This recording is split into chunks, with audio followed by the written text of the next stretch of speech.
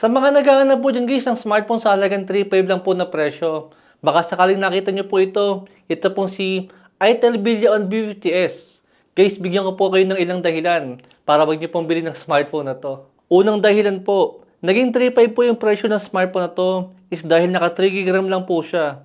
Tapos 32GB po na internal storage. Diyan pa lang siguro guys is napakalaking red flag na po niyan para sa isang bagong smartphone nga po. Lalo kung nagtitipid ka. Dahil malamang sa malamang, yung luma mong smartphone, mas malaki pa yung storage compare nga po dito. Tapos pagka po pinili nyo yung merong 4GB, 64GB na version, is nasa kulang 5,000 po yung kanyang presyo. Napakamahal po ng smartphone na to guys. Alam nyo guys, sa sobrang pangit po ng specs ng smartphone na to, is bigla po naging sulit, si Redmi A7, na meron din pong kulang 5K po na presyo. Pero yung specs po na makukuha natin doon is mas maganda pa rin po si Redmi compare po dito kay Itel. Dahil mabilis naman gamitin kahit paano po si Redmi compare nga po kay Itel. Guys, ito pong processor ni Itel is ito po yung pinakamahinang makukuha natin sa lahat po ng smartphone ngayon pong 2026. Kaya para sa akin guys is wag nyo na pong tangkain na maglaro nga po ng ibang mga games dito. Kahit po pang Mobile Legends, mahihirapan po ang smartphone na to. Guys, sa totoo lang po, sa sobrang hina po ng processor na to, is mas mahina pa po siya. Sa may processor po ng BBY 11 na 7 years old na. Guys, isipin mo, ganitong klase ng smartphone yung smartphone mo na sobrang luma na. Mabilis ang malobat at nababagalan ka na. Tapos nakakita ka, halagang 3.5 nga po na smartphone ni Itel. Tapos magugulat ka, mas mabilis mong gamitin yung luma mong smartphone compare po dito sa mas bagong smartphone na bili mo. Hindi lang po yun guys yung mababa sa may smartphone na yan. Dahil mababa rin po yung kanyang battery na meron lang pong 4,000 mAh na battery. Hindi ko alam kay Itel guys kung bakit pa nila nilabas yung smartphone na to. Dapat binaon na lang po ni Itel to. Dahil yung pangalan din naman niya is Billion. Parang mga spare parts na lang po yung mga nilagay na specs ito ni Itel. Kumbaga mga napaglumaan na ng panahon. Tapos naisipan po nilang buuin as isang smartphone. Ang problema po, napakamahal po ng kanyang presyo. To the point po na yung kanyang overall na specs, talagang napaka-outdated na ngayon. Sayang guys, Pormang Poco X7 Pro pa naman yung kanyang design. Kaso literal po na napakababa ng kanyang specs. Lahat guys, even po sa kanyang display, maliit lang po siya na merong 6.52 inches with 90Hz po na refresh rate. Magagamit nyo lang po ang ganyang klase ng display sa mismong home screen at sa kanyang settings lang. Even po sa kanyang camera guys, napakababa din po niya. Ito po yung ilang sample natin.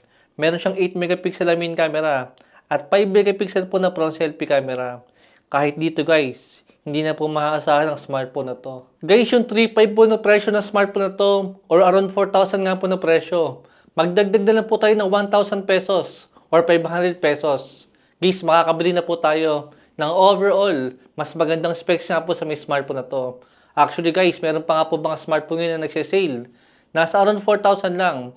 Pero yung specs po na makukuha natin, literal din po mas maganda compare nga po dito. Tulad nga po ng Itel A200. Nabili ko po yung smartphone na to sa may around 4,000 nga po na presyo niya sa may panahon ng sale. At maganda na po yung specs na makukuha natin sa kanya compare nga po kay Billion na overall, sobrang pangit niya. Siyempre guys, dito rin po kay Billion yung isang problema ko po sa mga Itel po ng mga smartphone is yung 2.4 GHz nga po na Wi-Fi. Sobrang bagal na po niyan guys. Para po mas ma-appreciate nyo yung ibig kong sabihin, ito po yung sample ng 2.4 GHz nga po na Wi-Fi. Yan po yung pinaka-speed niya. Tingnan nyo po guys kung gaano pong kabilis yung 5 GHz na Wi-Fi.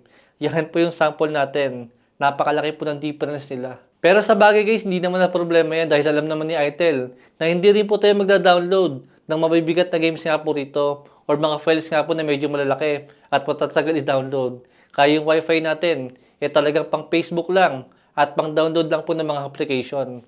Pero kung magda-download po kayo ng game sa kanya, guys, huwag nyo na po subukan. Maliit na nga po yung kanyang storage. Napakabagal pa pong mag-download sa may smartphone na to. Kahit po Mobile Legends lang, matagal nyo rin pong i-download yan dito. Guys, hindi ko na po kailangan ipaliwanag pa ng matagal. Yung ganitong klase po ng smartphone, wag niyo pong susubukan bilhin guys. Kahit pang GCash, kahit pang load, kahit pang Facebook, kahit pang bigay sa anak natin, sa nanay natin, sa lola natin. Guys, wag niyo na pong subukan. Dahil napakarami pong smartphone na mas maganda rito, pero parehong presyo lang din po. Dito nga po sa may bagong smartphone ni Itel. Guys, ito po yung klase ng smartphone na imbis po makatipid tayo, lalo po tayo mapapagastos. Dahil pagka nagamit nyo to at naisip mo na napakabagal pala niya, baka hindi nyo na po siya gamitin, itong smartphone po ni Itel. Baka ibigay nyo na lang. Baka po itago nyo na lang. Tapos bibili ka ng bagong smartphone nga na mas maganda rito. Yun lang po guys. Thanks for watching.